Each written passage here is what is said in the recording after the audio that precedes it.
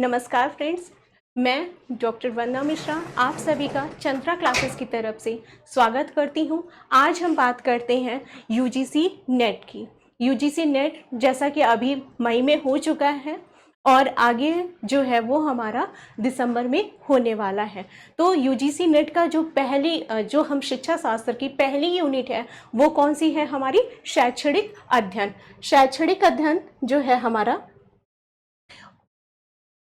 उसमें हम देखेंगे कि हमारे कौन कौन से दर्शन आते हैं। हमारे जो है वो प्राचीन दर्शन जो है हमारे 6 माने गए हैं, परंतु जो हमारा यूजीसी नेट में हमारे केवल 3 ही दर्शन हमें पढ़ने हैं। ठीक है, कौन कौन से पढ़ने हैं हमें? सांख्य पढ़ना है, योग पढ़ना है और वेदांत पढ़ना है, बौद्ध और जैन पढ़ना है। इन्हीं सब सांख्य, योग, वेदांत, बौद्ध और जैन, इन्हीं को पढ़ना है। और फिर उसके बाद जो है हम इन दर्शन के बाद हम आगे जो है वो चिंतन, जो हमारे चिंतक हुए हैं उसके विषय में हम पढ़ेंगे। तो सबसे पहले हम बात करते हैं कि ये दर्शन शब्द है क्या, ये दर्शन आया कहाँ से है। तो बात करते हैं, दर्शन शब्द जो है हमारी दृश्य धातु से बना हुआ है। दृश्य धातु, दृश्य का मतलब दृश्यते यथार्थ तत्व मनेन, कहने का तात्पर्य जो हमें यथार्थ तत्व की अनुभूति करवाए वही हमारा दर्शन है।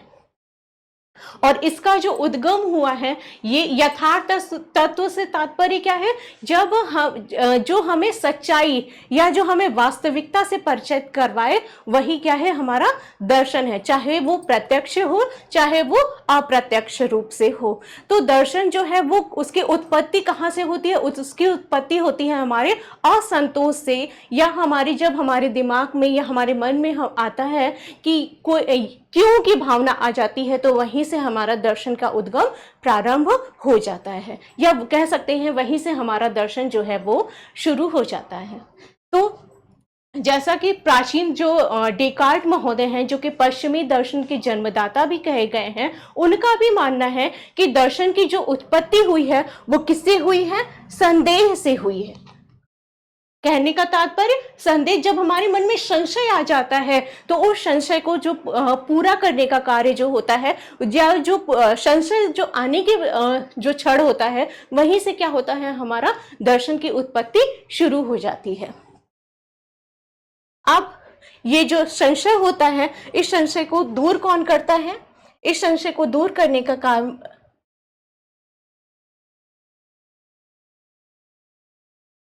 वो कौन करती है? शिक्षा करती है। शिक्षा के द्वारा जो है वो क्या है? वो हमारा जो कार्य होता है वो जो हमारे अंदर संदेह की भावना आती है उसको जो है वो दूर करती है। शिक्षा जो है वेद शब्द से बना है। वेद शब्द से तात्पर्य क्या है? जो हमें ज्ञान से परिचय करवाए, जो हमें वास्तविकता से परिचित करवाए, जो हमें विचारण से परिचित करवाए, जो हमें क्या हो, जो हमारे अंदर उत्पादक हमें बनवाए, और जो हमें मूल्यों से परिचित। कहने का तात्पर्य जो शिक्षा है वो हमारी 5, उसका मुख्य उद्देश्य हमारा 5 माना गया है। कौन कौन से? जो हमें पहला वास्तविकता से परिचित, मतलब जो यथार्थ चीजें हो, हम यूं ही कोई चीज नहीं मान ले, बल्कि जब हमें उस चीज की जो है वो जानकारी हो तब हम किसी भी चीज में विश्वास करें। जब हमारे अंदर विचारण की भावना आ जाए, जब हमारे अंदर जो हमने शिक्षा प्राप्त की है उस शिक्षा के द्वारा हम अब जो है वो हमारे व्यक्तित्व में आ जाए, या उसके द्वारा जो है हम समाज को जो हम चीजें वापस कर रहे हैं, क्योंकि समाज ने हमें शिक्षा दी है। समाज से तात्पर्य देखेंगे कि आप आज के समय में भी शिक्षा जो है वो क्या कही गई है? आपकी फ्री है। आपको शिक्षा प्राप्त करने के लिए कोई शुल्क नहीं देना है, बल्कि आपको छात्रवृत्ति। तो क्यों दी जा रही? उसका कारण क्या है?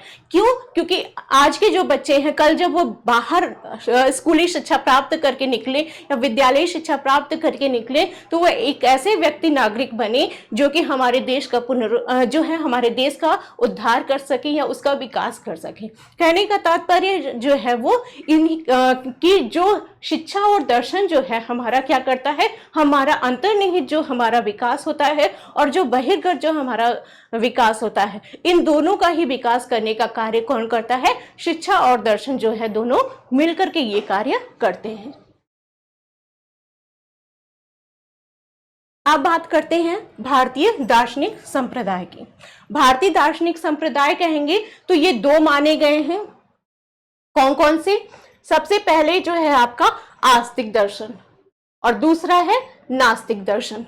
आस्तिक दर्शन से तात्पर्य है आपका जो वेदों में विश्वास करे वो आस्तिक दर्शन, और जो वेदों में विश्वास करते हैं मुझे भाई वेद में विश्वास नहीं है, तो वो कौन से हैं आपके? नास्तिक दर्शन। आस्तिक दर्शन यानी जो वेद को में विश्वास कर रहे हैं वो कौन कौन से हैं?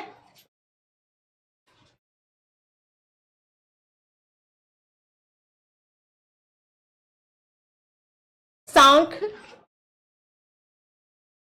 सबसे पहले नंबर पर, सबसे प्राचीन दर्शन सांख्य। योग, योग जो है उसी के पूरक के रूप में, और फिर है आपका वेदांत, और फिर आपका ये जो है ये वेदों को मानने वाले हैं, और ये जो वेदों को ना मानने वाले हैं वो कौन कौन से हैं आपके? बौद्ध दर्शन, जैन दर्शन और चारवाक दर्शन।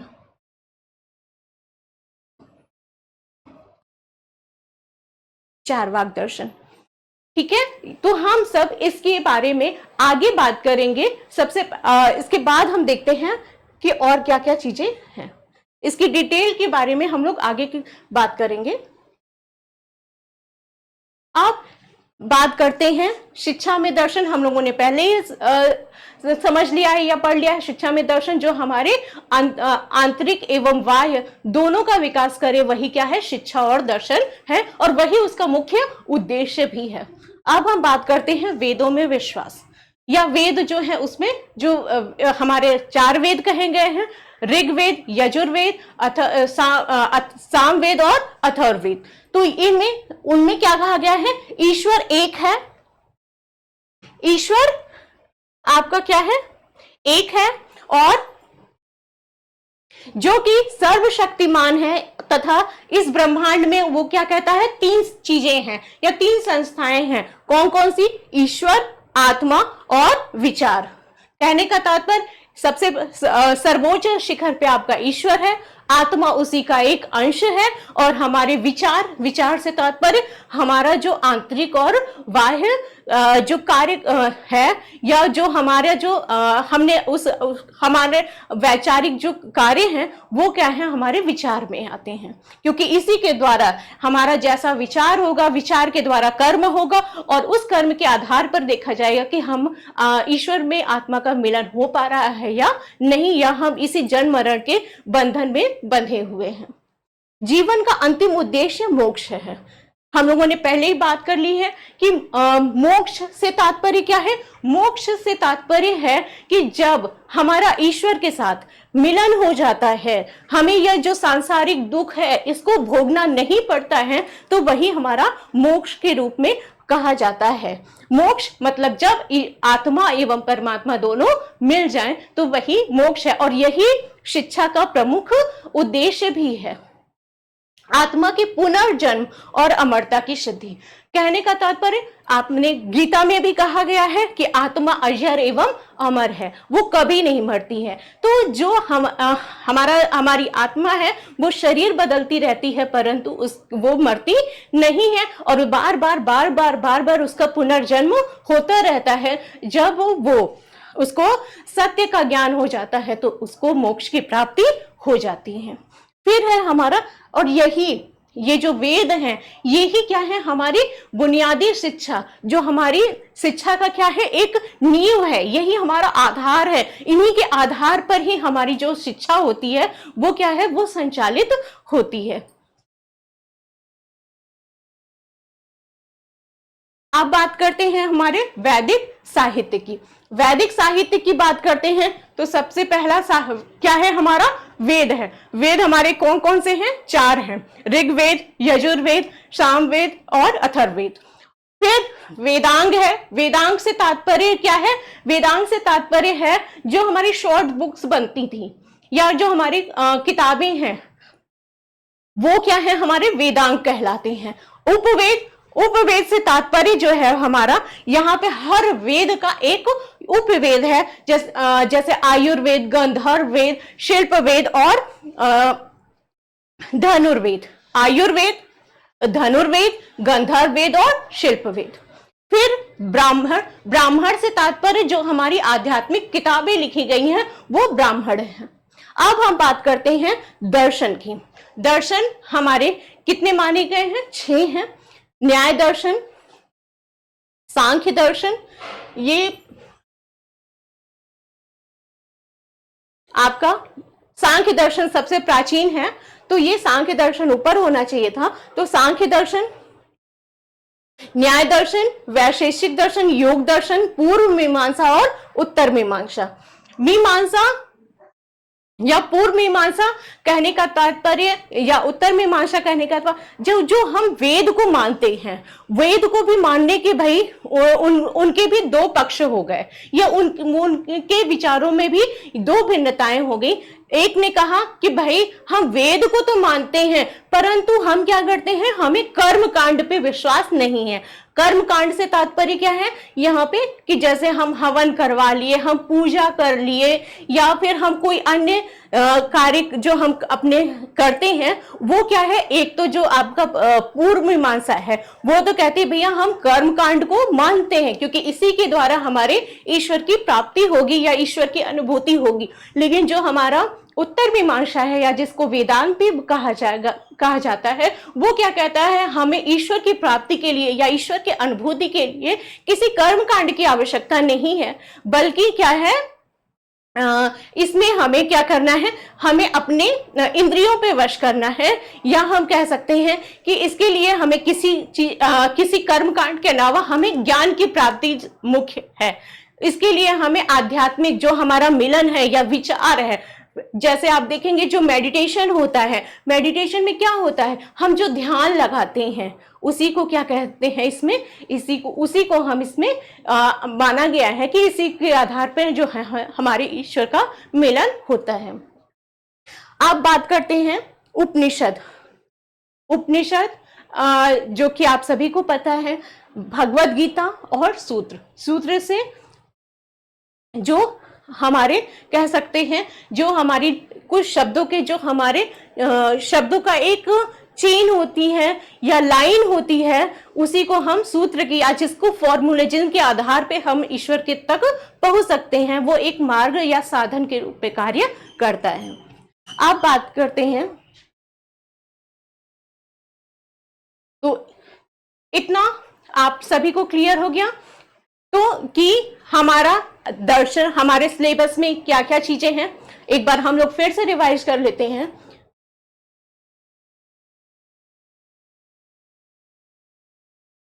हमारे दर्शन में जो हमारे जो सिलेबस है उसमें कौन कौन से दर्शन है, सांख्य है, योग है, वेदांत है, बौद्ध है और जैन है। ठीक है। और दर्शन क्या है, दर्शन जो है वो क्या है, हमारे जो संशय है या जो हमें यथार्थ की अनुभूति करवाए वही दर्शन है। और शिक्षा क्या है, शिक्षा के द्वारा जब हमें विचारों की और हमारे उपलब्धि की और हमारी मोक्ष की, इन सब की जो हमें प्राप्ति करवाई वो क्या है, हमारी शिक्षा है। और फिर है हमारा ये दोनों जो मिल जाते हैं, शिक्षा और दर्शन, ये दोनों जब मिल जाते हैं तो इसके द्वारा क्या होता है, व्यक्ति को मोक्ष की प्राप्ति हो जाती है। अब बात करते हैं भारतीय दार्शनिक संप्रदाय, आस्तिक और नास्तिक। आप सभी को अभी पता चला है कि आस्तिक दर्शन कौन सा है और नास्तिक दर्शन कौन सा है। और फिर वेदों में जो आस्तिक है वो वेद में विश्वास करता है और जो नास्तिक है वो क्या है, वेदों में विश्वास नहीं करता है। आपके बहुत सारे क्वेश्चन जो है, ये छोटा सा टॉपिक तो है, लेकिन इसमें से जो आपके कुछ क्वेश्चन जो है जरूर से जरूर आते हैं, कुछ आए भी हैं। वैदिक साहित्य में वेद है, वेदांत है और उपवेद है, ब्राह्मण है, न्याय दर्शन, वैशेषिक दर्शन, सांख्य दर्शन, योग, पूर्व मीमांसा, उत्तर मीमांसा, उपनिषद, भगवद गीता और सूत्र है। अब इतना पढ़ लिया है तो कुछ प्रश्न भी हम लोग हल कर लेते हैं। ठीक है, तो प्रश्न हल करते हैं। तो हम देखिए, ये आपका आया हुआ क्वेश्चन है कि दर्शन शास्त्र में कौन सा वैदिक प्राधिकार को निरस्त नहीं करता है? निरस्त नहीं करता है। ठीक है, आप सबसे पहले जैसे ही क्वेश्चन आए, आप, क्योंकि सबसे ज्यादा क्वेश्चन जो होते हैं वो गलत होते हैं जहां पर नहीं शब्द आता है, क्योंकि हम जल्दी जल्दी में आसान क्वेश्चन है उसमें हम नहीं पे हम ध्यान नहीं देते और हमारा एक प्रश्न जो है गलत हो जाता है, और एक प्रश्न वही जो गलत होता है वो हमारे लिए भारी पड़ जाता है। तो इसको पहले हम ध्यान देते हैं कि हमारा ये निरस्त नहीं मानता है या वेदों की जो सत्ता है उसको नहीं मानता है। तो कौन सा दर्शन होगा? सांख्य दर्शन। अभी हम लोगों ने पढ़ा था कि सांख्य दर्शन और आपका योग दर्शन और आपका वेदांत, ये तीनों क्या है? आस्तिक हैं।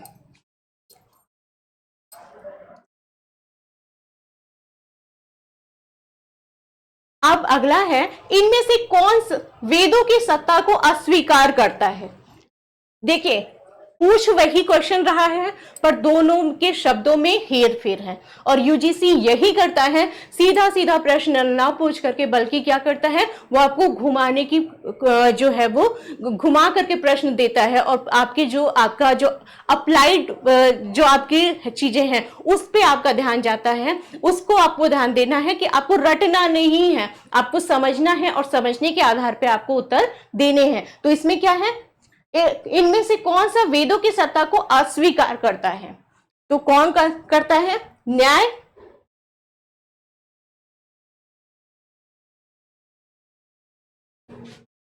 न्याय दर्शन नहीं करता है, चारवाक नहीं करता है, वैशेषिक नहीं करता है, तो कौन करता है आपका?